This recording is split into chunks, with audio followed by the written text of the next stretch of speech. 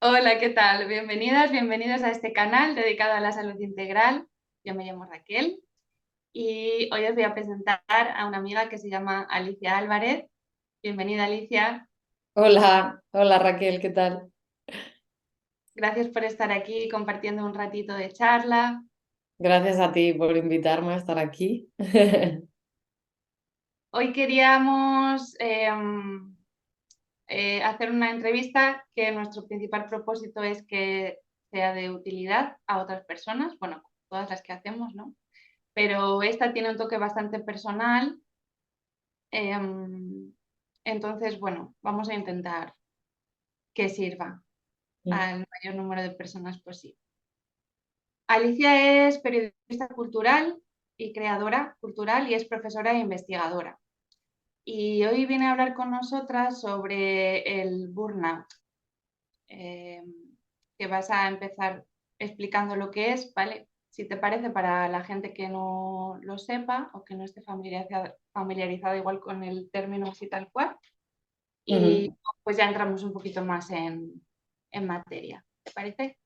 Sí, el burnout se entiende o se traduce como el síndrome del trabajador o la trabajadora quemada, o bueno, el síndrome del desgaste laboral, y viene a ser como pues, un agotamiento después de haber estado como dentro de procesos de mucho estrés, mucha carga laboral y bueno, es un poco la definición que se maneja. Es verdad que ahora como que se habla más de ello o está más como es más abierto la información, porque a partir de 2019, 2020 y luego, bueno, también el tema de la pandemia como que nos conciencia un poco de la salud mental y también del tema del trabajo y creo que por eso también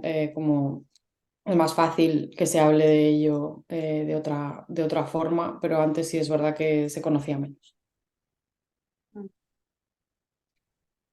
Pues vale, hoy vas a hablarnos un poquito de este tema desde tu experiencia personal, Mm. cómo tú viviste este proceso que te llevó pues un poco a donde estás ahora, ¿no? Con otros nuevos proyectos y con otra forma de vida y yo creo que otra forma también de entenderla.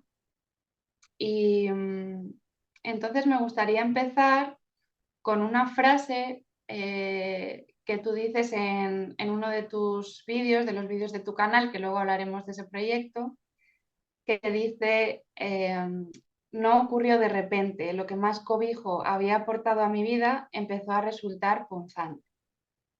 Mm. Entonces, a partir de esta frase, a mí me surgían varias preguntas.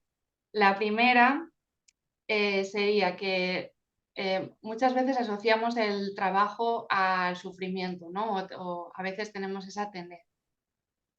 Pero ¿tú crees que cuando nuestro trabajo es precisamente más vocacional y cuando hacemos eso que amamos, somos más propensas a acabar pues autoexplotándonos y quemándonos y viviendo un proceso así? Sí, total.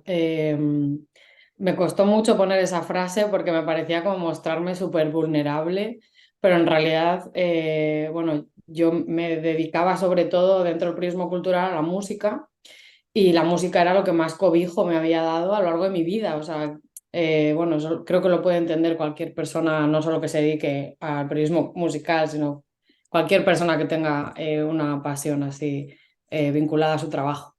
Y de repente se convirtió en un auténtico castigo. O sea, me llegaban algo que me entusiasmaba, que era que me llegaran trabajos de gente joven o invitaciones para conciertos. De repente para mí era como, no me puede estar pasando esto, no puedo. O sea, ¿qué es esto? Ahora tengo que escuchar otro disco. O sea, llegué a tener una aversión absoluta a la música, que luego eso, pues obviamente después del burnout y demás, lo he repensado y bueno, o sea, se ha como reestructurado dentro de mí, pero es verdad que fue poco a poco. Creo que esto es importante porque a veces pensamos como que que el burnout, yo las primeras veces que escuchaba hablar del burnout era como, me imaginaba eso, como que un día tú llegas y hace pum. Y no, y es como esta metáfora de que el universo, la vida o lo que sea te va susurrando algo al oído y como tú no escuchas, pues te grita. Claro, el día que te grita es el día del colapso, ¿no? Pero sí creo que es importante eso, como que va pasando, que ya te va avisando. Y entonces sí es verdad que, como tú decías, cuando trabajamos en...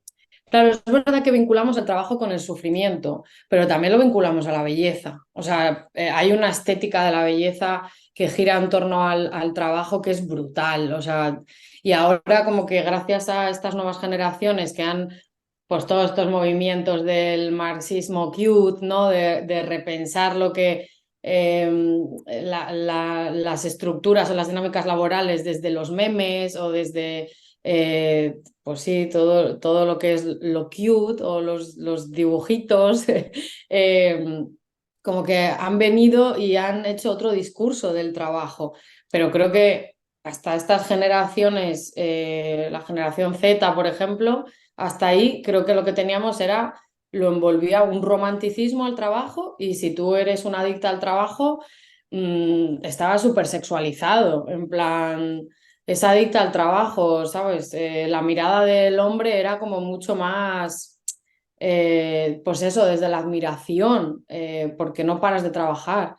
Entonces eso sí que creo que está ahí y luego, claro, que el tema de trabajar en algo que nos gusta, como dices tú, hay una frase de Nayara Puertas que la tengo aquí apuntada porque la cito casi siempre que hablo del tema porque me encanta. Es del libro Al menos tienes trabajo y dice, trabajar en lo que te gusta suele ser el principio de que te deje de gustar. Y de ahí ya, o sea, todo lo que puedas profundizar en esa frase te da la respuesta, porque al final yo creo que como es algo que te gusta es muy difícil encontrar los límites. En el burnout, la clave, yo creo que hay dos claves y una es legitimarse y otra es poner límites. O sea, y si no sabes poner límites o no quieres poner límites porque es una cosa que te apasiona y demás, pues es muy difícil que no acabes quemada.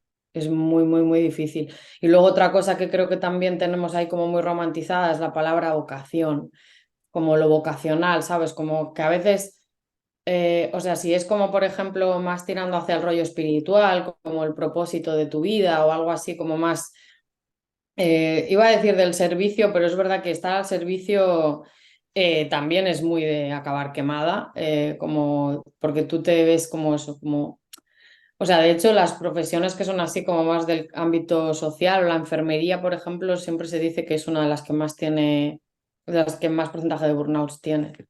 Entonces, bueno, yo creo que también hay que repensar la palabra vocación, porque también creo que la tenemos como muy romantizada, en sentido de que igual tu padre te ha dicho que seas arquitecta y tú lo has añadido a tu personaje de que es tu vocación y dices, no, es que lo mío es vocacional y es como, no, tu padre te dijo que tenías que ser arquitecta, pero no es vocacional, piénsalo.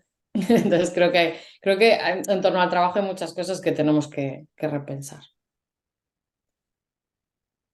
Y, y en cuanto a esa idea de usarlo como cobijo, eh, ¿te parece que quizás es una especie de excusa que nos podemos poner a nosotras mismas para precisamente no atender quizá temas en nuestra vida que están pidiendo atención y que es lo que nos lleva, ¿no? A cobijarnos en el trabajo porque nos gusta y porque nos llena, Sí, pero desatender otras cuestiones que al final son las que nos llevan sí, también sí. de alguna manera a ese burnout. O sea, la adicción al trabajo es, o sea, el trabajo es la droga que está bien vista, que está súper bien vista, pero es real. O sea, cuando tú te cobijas en el trabajo, igual también te estás cobijando en el alcohol. Lo que pasa es que si te cobijas en el alcohol para no mirar hacia adentro, la gente te va a decir, cómo bebes o si yo qué sé, lo que sea, te metes lo que sea o estás a calmantes. Es que luego también el tema del poder biomédico es otra historia. Eh, Hay mucha gente que sobrevive trabajando, o sea, que sobrevive al tema laboral y a la violencia del trabajo con pastillas. Y eso es otro cobijo para no mirar hacia adentro.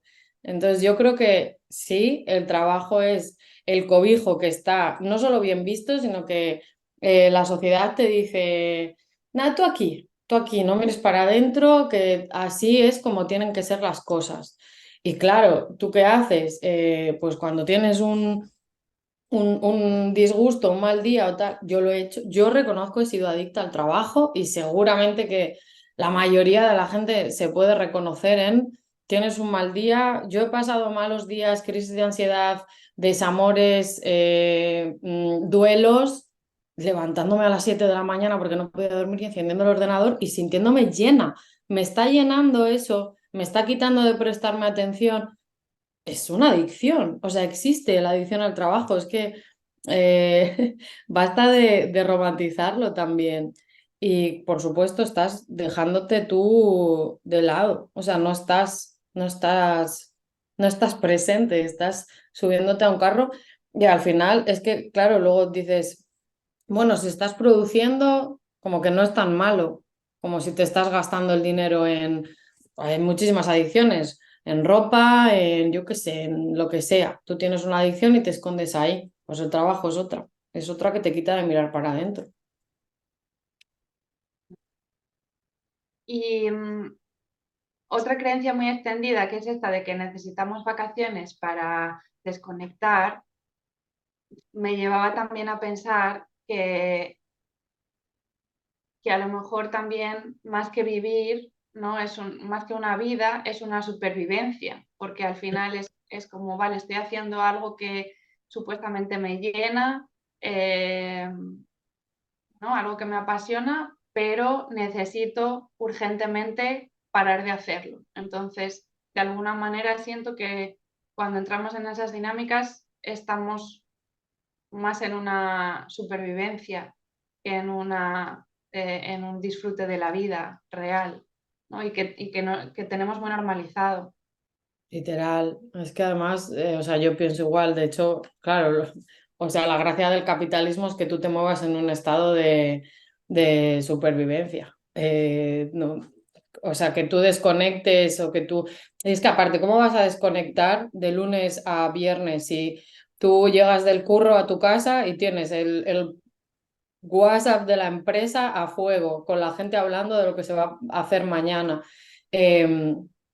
O tu grupo del curro, que en realidad estás ahí porque no te atreves a salirte, diciéndote de quedar después del curro. ¿Cómo vas a desconectar? ¿Cómo vas a conectar contigo? ¿Cómo vas a conectar contigo si tienes que llamar a tu familia después del trabajo? ¿Cuándo conectas contigo? Sí, claro que vamos en piloto automático, modo supervivencia.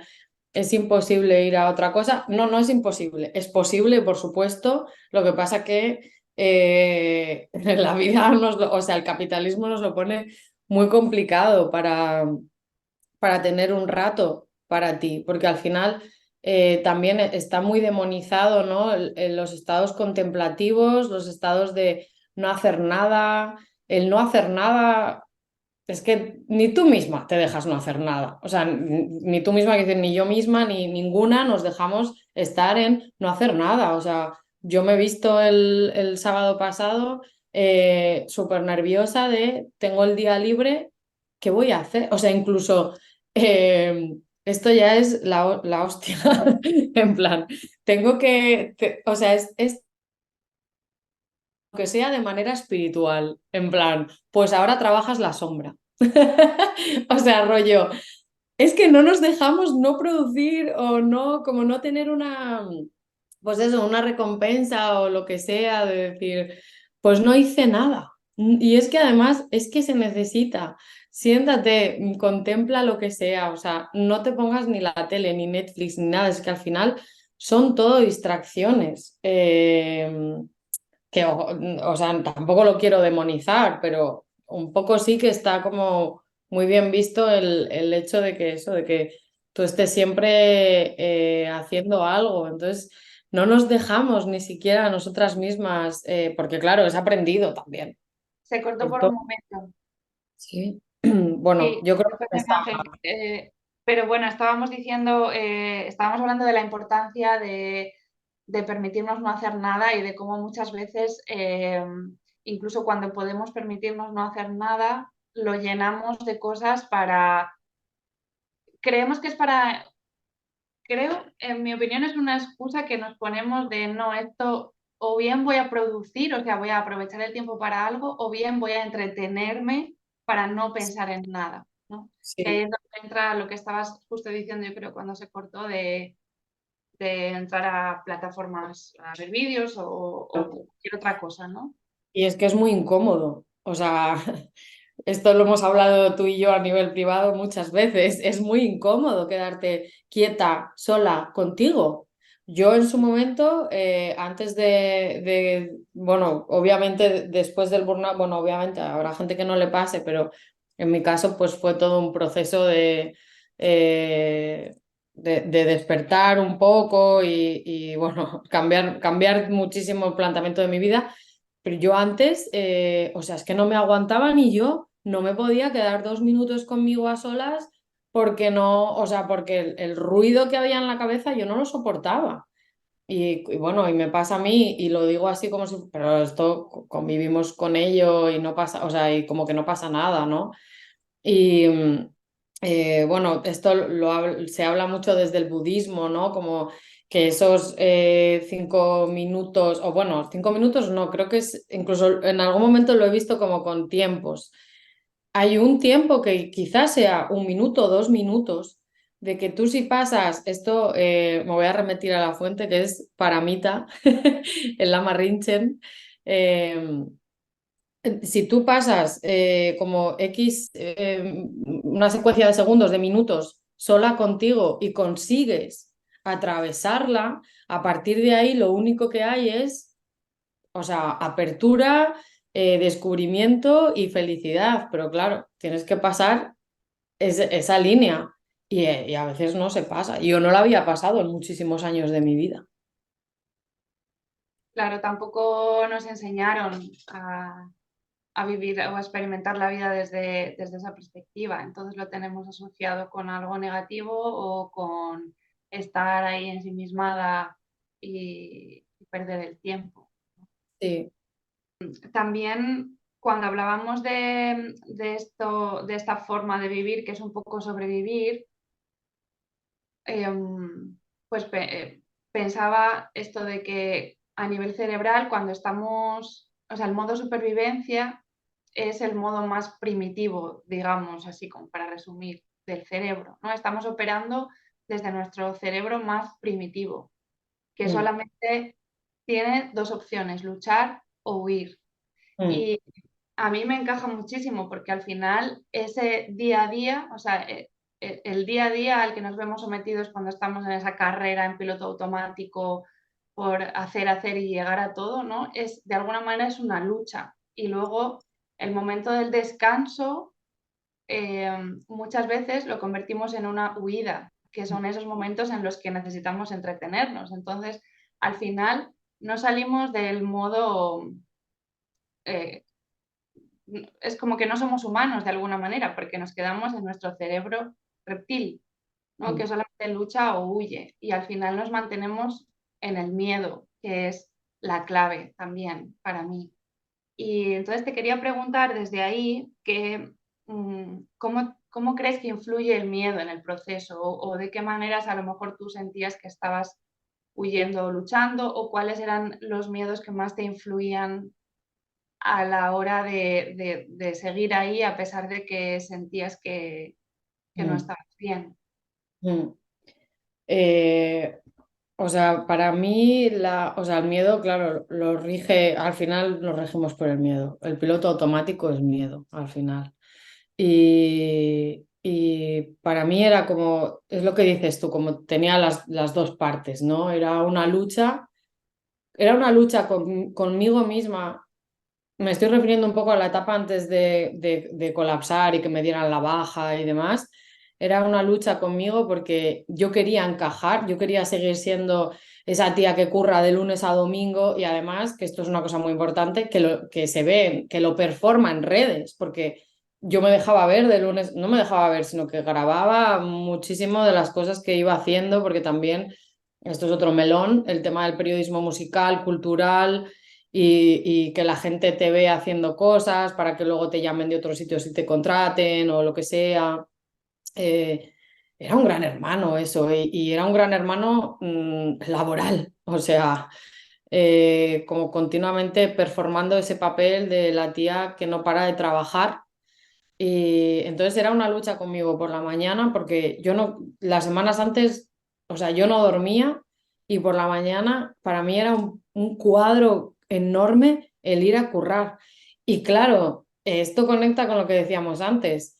¿Cómo no voy a ir a, o sea, cómo me va a doler tanto ir a currar si me dedico a lo que me gusta, si estoy en unos trabajos, porque claro, no tenía uno, tenía varios, y todos eran los trabajos con los que soñaba de pequeña. O sea, en plan, yo me encantaría estar ahí, quiero estar ahí, lo tienes. Ahora, ¿qué hacemos con todo esto que te está explotando el cráneo? No me puedo ir. ¿Cómo me voy a ir? Y luego, claro, en referencia a la pregunta exactamente a lo del miedo, había muchísimos miedos. Claro, el miedo de si paro, me van a quitar el puesto, van a poner a otra persona, en todo lo que estoy, voy a desaparecer. Es como me voy a desaparecer y al final, pues claro, ahí hay un miedo. Obviamente hay un miedo a no tener pasta, es que eso está ahí. Y más cuando, pues depende de qué clase vengas, pues el dinero lo ves de una manera o de otra. Y cuando eres clase trabajadora, pues lo ves como, a ver, ¿dónde voy a ir sin pasta? Cuando te cuesta pasta cualquier cosa hacer en la vida. O sea, entonces, bueno, había muchísimos miedos, pero sobre todo era como, o sea, yo me obligaba a mí a como no te puedes, o sea, no puedes irte de aquí, tienes que aguantar. Eso sí que es como, eso es heavy, es un maltrato y es una cosa muy fuerte que tú te obligas a estar ahí porque no puedes desencajar. Mi frase era, todo el mundo va igual. ¿Qué dices tú de dejar de currar? Hasta que ya obviamente mi cuerpo dijo, yo no te sigo. O sea, y ahí ya te paras. Pero es así, y la huida otro melón es la huida en las profesiones culturales, que también está súper romantizada. Cuando tú sales de currar o estás currando en un concierto o lo que sea, lo normalizado que tenemos, ponerte hasta arriba de lo que sea, de alcohol o de lo que sea, porque, o sea, al final es como, es lo normal, es lo que se ha hecho siempre en estos entornos musicales, culturales, no sé qué, no sé cuánto. Y es como, bueno, hablemos también del problema que tenemos con que estamos trabajando por encima de nuestras posibilidades porque nos apasiona y luego necesitamos el rato de bebernos 15 copas para olvidarnos de todo lo que, de toda la explotación y la autoexplotación en la que vivimos. Pero claro, de eso no te das cuenta hasta que no sales un poco de ahí. Claro. Me gustó mucho una frase, creo que la tengo aquí apuntada de tu vídeo también, que dices, por suerte el colapso llega. Mm, Es un sí, poco como que muestra, ¿no? es Esa verdad. sabiduría también de haberlo trascendido, porque ahí es donde entiendes también que la vida surge, ¿no? Del agujero negro, que muchas Claro. veces crees que hay un pozo ahí o hay un abismo que cuando te vayas al otro lado te vas a caer o vas a desaparecer, Sí, como decías antes, ¿no? Porque toda tu identidad está basada en eso, te has identificado totalmente con eso, pero resulta que no eres eso. Entonces luego te vas al otro lado y te encuentras con lo que sí eras. tal cual. Y de hecho es que es muy difícil encontrar a alguien que, o sea, como que todo el mundo tiene historias, las narrativas del colapso como que son muy compartidas. En plan, a todo el mundo le pasan cosas como, pues eso, que caes y cuando caes de repente se abre ahí como el mundo de posibilidades, que obviamente lo ves después, porque yo, que mi colapso fuera una suerte, lo he empezado a ver hace poco y yo el burnout lo tuve en 2019. Como que tiene que pasar un tiempo para que lo que dices tú lo trasciendas y lo veas como una suerte, porque yo tenía como las semanas previas, como esas semanas fueron como, sí, lo veía como súper oscuro, porque además se dieron varias, a mí se me dieron como varias, me ocurrieron varias cosas y como, claro, todo me llevaba ahí como pues eso, el universo gritándome por todos los lados y yo no lo veía, entonces era como, joder, pero ¿por qué me está pasando esto? Incluso, yo qué sé, pues tuve, que fue bastante importante para mí y tampoco lo he hablado mucho, pero tuve un caso de acoso por redes justo ahí, como body shaming y demás, y eso también me ayudó mucho a colapsar, porque si no yo no hubiera salido de ahí, o sea, no me hubiera dado cuenta de lo que estaba pasando. Y creo que es eso, como es muy importante como que mires tus colapsos desde, pues desde eso, como desde la distancia. O sea, que tires un poco para atrás y digas, vale, es una cosita que se dio así, se dieron las piezas para que a mí me pasara esto y yo pudiera mirar hacia adentro. Al final es increíble cómo funcionamos hasta que no te pegas el golpe grande, no...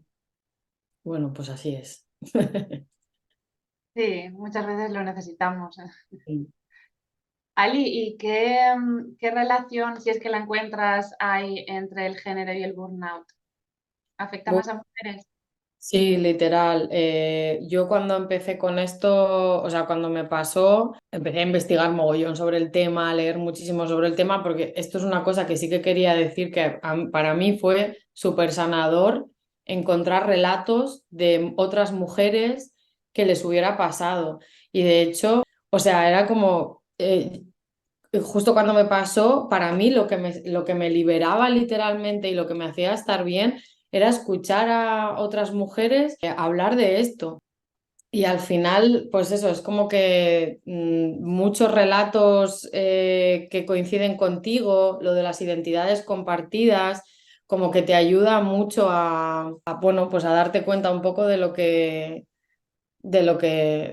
pasa y pues eso, tenía que ser mujer. Y lo que iba a decir es que el burnout pasa muchísimo más a mujeres que a hombres y eso, o sea, todos los estudios que hay sobre el tema, ya sea desde una perspectiva de género o no, al final está ahí y nos pasa mucho más a nosotras. Si tú googleas todos los estudios que salen, ya sean académicos o a nivel privado de empresas, te va a salir que hay un porcentaje superior a la mitad que son mujeres las que sufren el burnout. Claro, y tiene todo el sentido en realidad, porque, pues eso, leyendo sobre el tema, como que, a ver, hay un techo de cristal, claro, hay un techo de cristal y nosotras siempre nos sentimos como que no somos merecedoras, siempre es como que tenemos que tirar un poco más, tenemos que esforzarnos un poco más para llegar a donde queremos ir, como que nosotras los puestos de poder los tenemos que luchar más,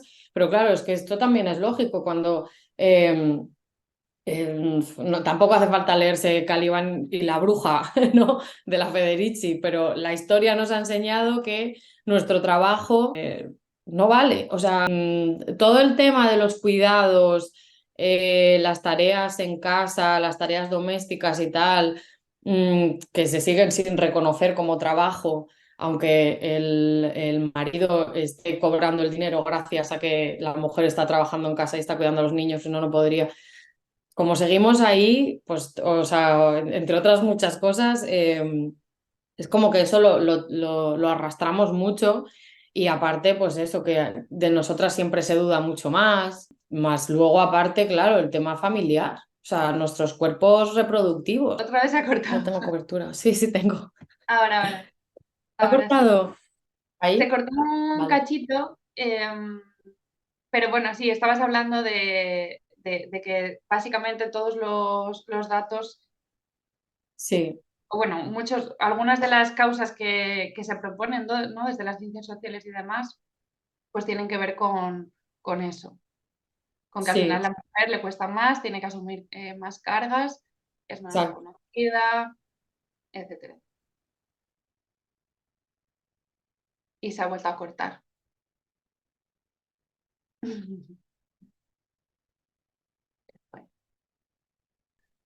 yo creo que sí, ¿Se ve bien? sí. Vale, pues nada, te decía que simplemente como a nivel personal, pues que hay como ejemplos de, que, bueno, que tenemos cualquiera.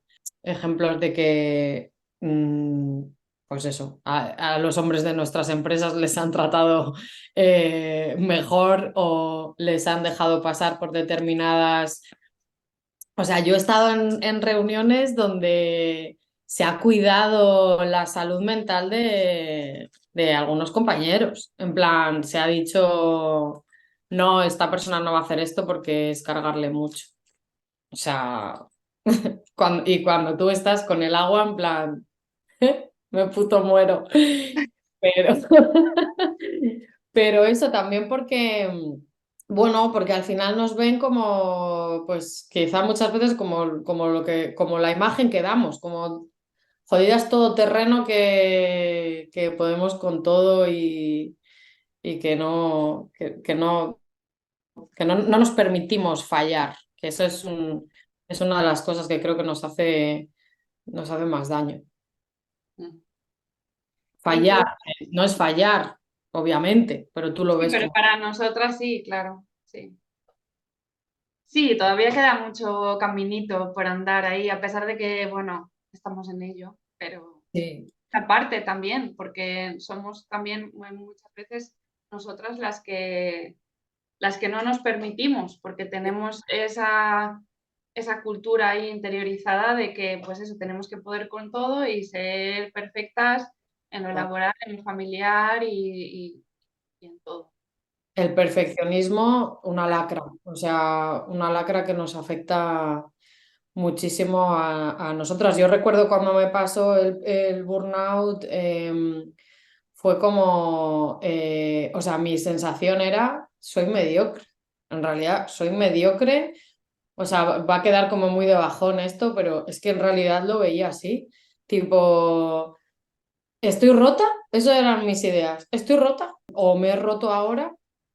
Y soy mediocre y yo qué voy a hacer sin trabajar, no merezco nada. Y ahí sí que ya era como, pues ahora sí que tengo cero valor. Y esto, si quieres, lo vinculamos con la autoestima y con la importancia que damos a que si los demás nos validan, las demás nos validan, nosotras nos validamos, etcétera, etcétera. O sea, es que luego, que esta es otra cosa muy importante, que creo que cuando se habla del tema yo qué sé, en productos culturales, quizá no se habla tanto de esto. O sea, el burnout te viene de cositas que están mal dentro. Claro, esto también liga con quién tiene más diagnósticos de salud mental. Nosotras, obvio, eso sí que descarado. También hay miles de estudios sobre el tema.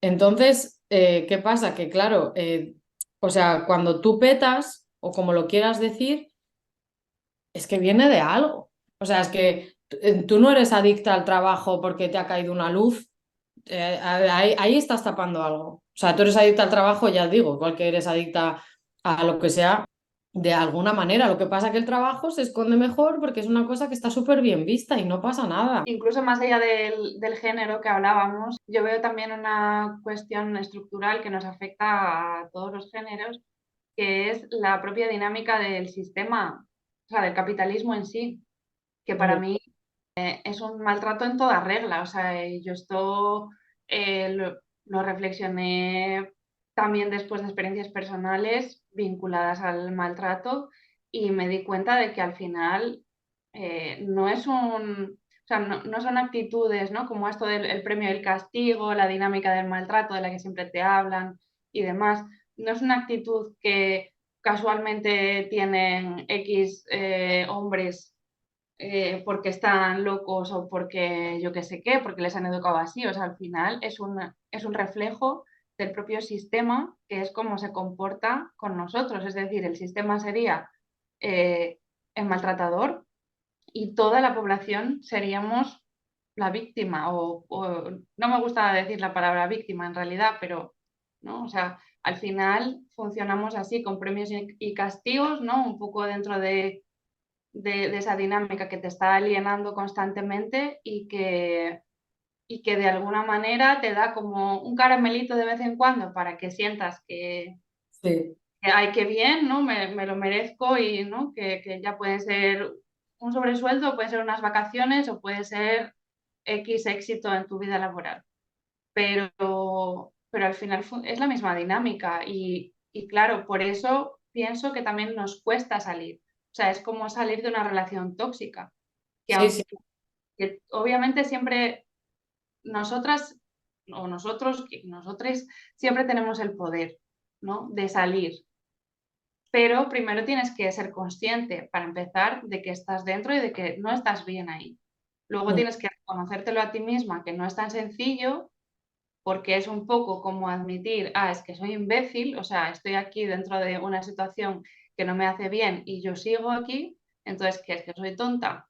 mm, Por lo menos yo lo he vivido un poco así, ¿no? sí. Y después de darte cuenta ya dices, no, pues voy a cambiarlo. O sea, yo tengo las herramientas o yo tengo la capacidad de salir de ahí, ¿no? O sea, Sí.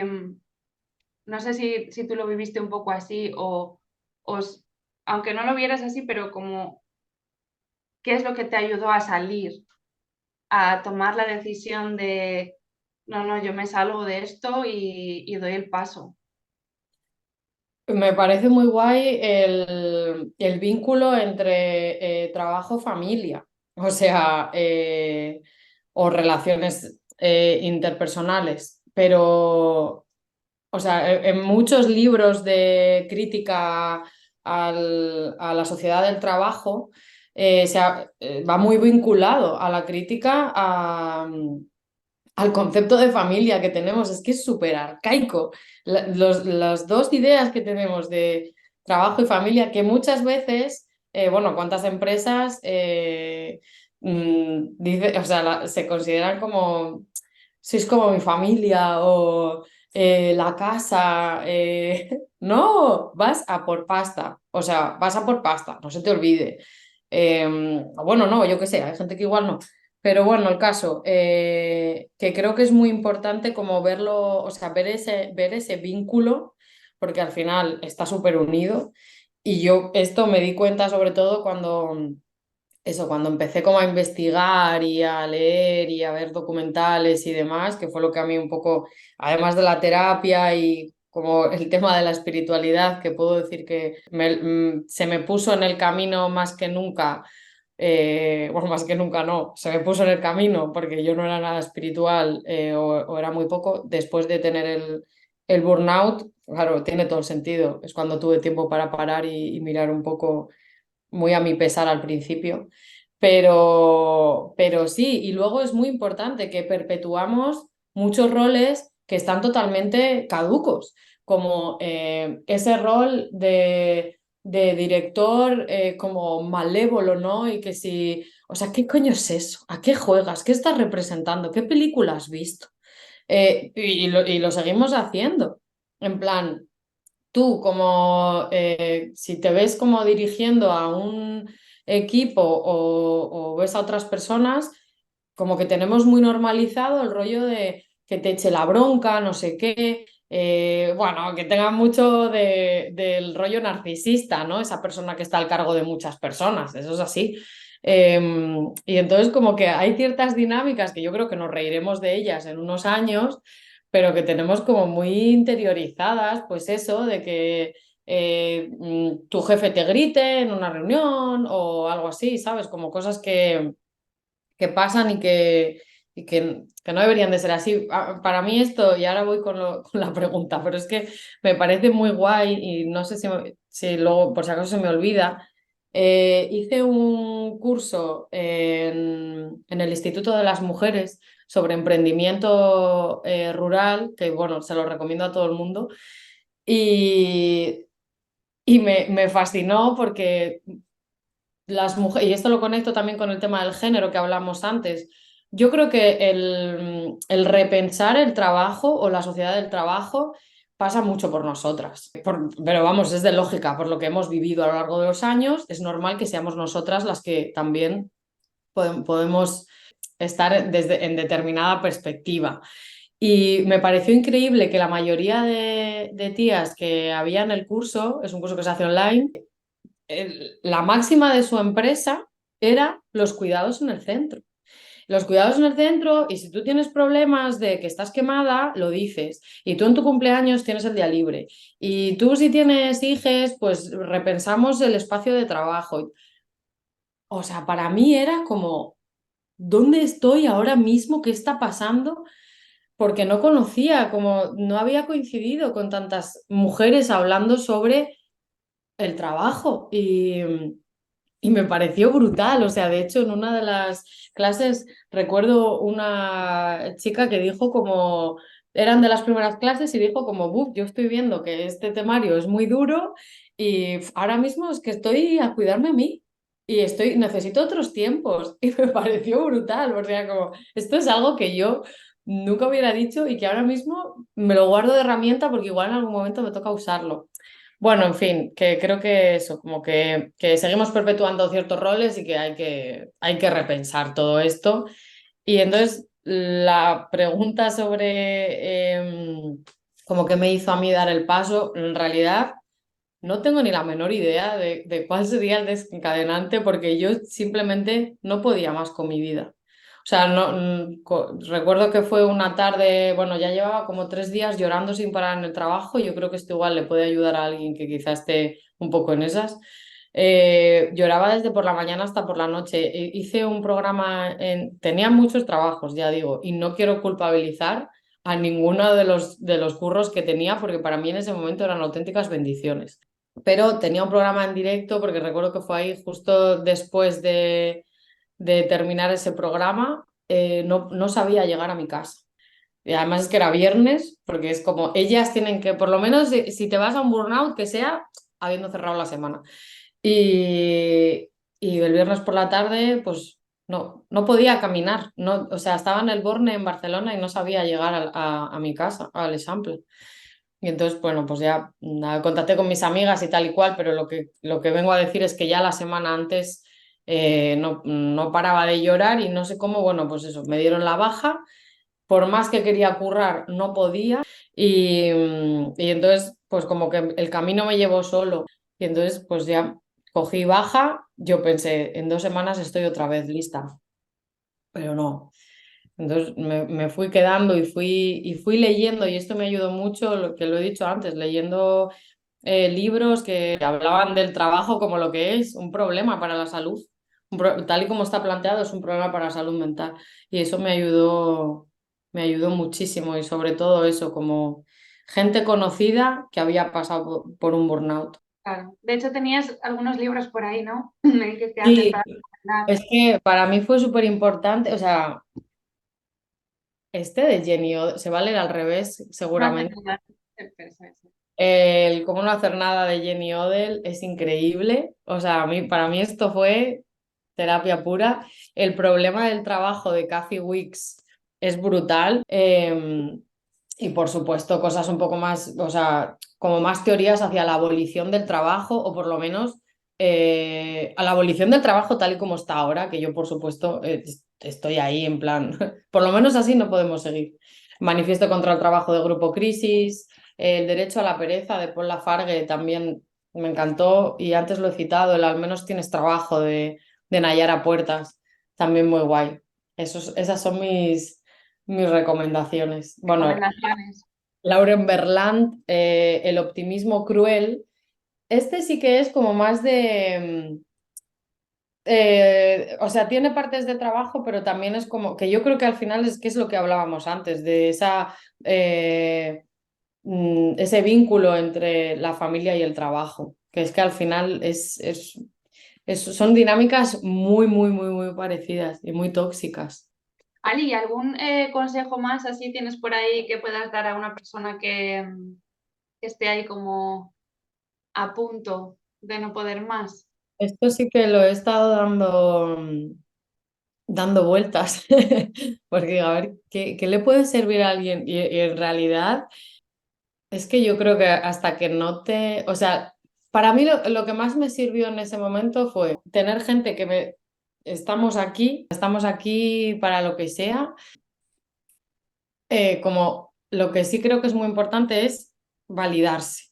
Claro, es que la autoestima es importante para todo. La autoestima es importante para dormir bien, tanto es importante ahí y también es importante, pues eso, cuando te pasa una cosa así y tú te legitimas y dices, no, he petado, estoy mal, no pasa nada, bueno, pues esté como esté, me voy a acompañar, sentirse acompañada, como de otras historias o de amigues y saber que lo que tú sientes es real, que al final es una lucha de tengo que encajar en el sistema. Y por muy punky que te creas que eres, estás trabajando 8 o 12 horas y no estás haciendo nada para cuidarte. Y luego hay una cosa que creo que es importante, que es el tema de la crítica al poder biomédico. Que a ti te digan que tú te tienes que tomar X pastillas, o sea, esto es un temazo, porque luego he tenido también como amigues que les ha pasado y cuando vas al médico es un cuadro. Porque, bueno, ahora no lo sé, yo cuando he tenido las bajas es como me han puesto en duda. Una persona de todos los profesionales que me atendieron, pues una persona en concreto me dijo que a mí no me pasaba nada y que si no me estaba medicando, a mí no me pasaba nada. Si yo me medico, que, al final es como o te medicas o estás de alta, o te medicas y además te medicas muchísimo, porque no es te medicas con unas pastillitas, con un Lexatin al día, que esto es lo que se toma ahora todo el mundo toma Lexatin desde que se levanta hasta que se acuesta. ¿Es normal? No, pero ellos te dicen que sí. Y entonces, claro, te ponen en duda los médicos. Ya si tú te estás poniendo en duda y te está costando legitimarte, por eso digo que es tan importante legitimarse, te sientas en una mesa que es una persona que te está ahí haciendo preguntas para ver si es verdad lo que dices. Cuando tú ya tienes tu propio trabajo de, mira, bastante me está costando a mí legitimarme de que esto que me está pasando es real, como para que usted me ponga en duda. Es que hay mucha, bueno, en fin, hay muchas profesionales y muchos profesionales que yo me he sentido de verdad súper respaldada y está avanzando porque recuerdo como la última persona que me atendió me dijo, es de lo más normal. Yo siempre, o sea, cualquier persona que ha pasado por esto o por otras cosas, siempre como estás preparada para que haya algún tipo de violencia en ese sentido, ¿no? De ponerte en duda, cuando te sales un poco de la norma, pues es lo que hay. Y la última vez encontré una persona que fue la bomba, pero no pasa nada, o sea, estate tranquila. Yo iba siempre súper nerviosa, en plan, como si tuvieras que convencer a alguien de algo, pero si no puedo, o sea, si estoy fatal, si lo sé, que no puedo trabajar. Entonces, bueno, eso creo que también hay que tenerlo en cuenta, como tener esa mirada de, vale, esto es así y no me puedo hacer dudar de lo que estoy sintiendo o lo que me está pasando. Bueno, y después de la caída libre, esta del burnout, pues ha habido una transición con muchas cositas en tu vida Mm. y ahora, si te apetece, pues nos puedes contar en lo que estás, porque estás con un proyecto nuevo que además está vinculado a lo que has vivido, Sí. se llama La Refugia, y yo quería que nos hablaras un poquito de La Mm. Refugia. Pues mira, la refugia surge como o sea, dentro de un proceso como terapéutico en realidad, porque mi terapeuta yo le decía, y ahora sin trabajar, ¿qué voy a hacer? Yo me quiero morir, no tengo nada que hacer. Todo eso es una adicción al trabajo, obvio. Y entonces me dijo, bueno, pues tú dónde te imaginas dentro de 5 años, ¿qué te imaginas haciendo? Vete construyéndolo. Y bueno, yo en ese proceso de parar y mirar para adentro y hacer mucha terapia, muchas terapias, que también fue muy importante la parte espiritual, no solo la psicoterapia, también el reiki, la meditación, etcétera, el yoga. De ahí como que empecé a construir en plan, vale, ¿dónde me veo yo? Pero es que creo que si no estás en silencio y en un espacio de cuidados hacia ti, es muy difícil que te llegues a imaginar qué quieres hacer con tu vida. Y yo pensaba, yo quiero como crear un espacio todo esto surgió de ahí, la refugia surgió de eso, de quiero crear un espacio donde la gente pueda pararse a, como donde, que esté como ahí en un espacio como de cuidado, que pueda pararse a repensar ciertas cosas que hemos dado por buenas y que no son buenas, que no nos hacen bien. Entonces, bueno, la refugia surge como un espacio de cuidado sobre todo y de conexión, de desconexión toda la sociedad capitalista y de reconexión con una misma, con lo que nos rodea, con la naturaleza, etcétera, etcétera. Y entonces, bueno, es como al final derivó ya por no ser tan abstracta como una especie de escuela rural itinerante que sobre todo está basada en las ramas de pues, las ciencias sociales, la psicología, la espiritualidad y, y, bueno, el arte y la cultura que al final pues yo sigo ahí. Y bueno, al final creo que es muy importante como que lo que haces de alguna manera esté un poco vinculado a, no sé, a una parte como más biográfica tuya o en la que creas que puedes aportar o que puedes acompañar. Claro, desde la experiencia. Mm. Sí, entonces eso es un poco la idea de la refugia, que dé también como una visión un poco crítica, pues bueno, un poco lo que hemos estado hablando. Es un espacio inclusivo que aborda como multitud de diversidades, de miradas y siempre como desde lo rural, que creo que eso es una cosa muy, muy importante. El hecho de que las ciudades, que bueno, esto ya se está hablando mucho desde hace tiempo, ¿no? Pero para mí, por ejemplo, fue muy difícil, o sea, yo me tuve que ir de Barcelona si quería, o bueno, si quería, sí, bueno, se podía haber hecho desde allí quizá, pero yo decidí irme a un sitio más tranquilo donde no estuviera tan hiperestimulada. En fin, creo que eso también es importante, que estamos hiperestimuladas y hiperactivadas todo el rato, como ese nerviosismo con el que se vive en una ciudad que damos por guay y por válido, no es normal. Entonces creo que eso también hay que replantearlo. Alicia, pues muchísimas gracias.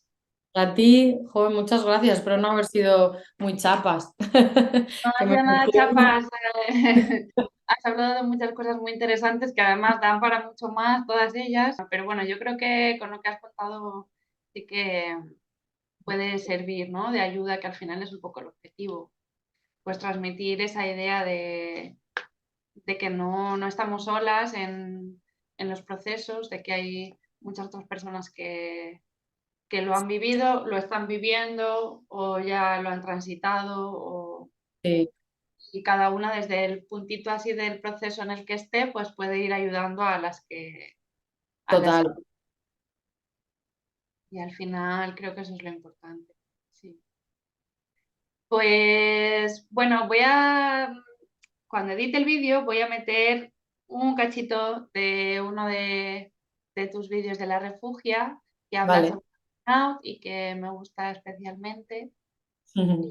Voy a dejar también por abajo pues, los enlaces a tu, a tu canal, a Sí, lo que quieras, para que vale. puedas encontrarte y bueno, nos volveremos a encontrar Sí, probablemente a hablar de cositas sí, interesantes.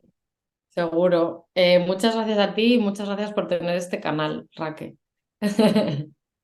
Bueno, que fuiste tú la que me dio casi el paso, porque yo el canal lo empecé en la pandemia como inicialmente en privado, ¿no? Como para mandarle meditaciones a mis alumnos, A mí me mandaste.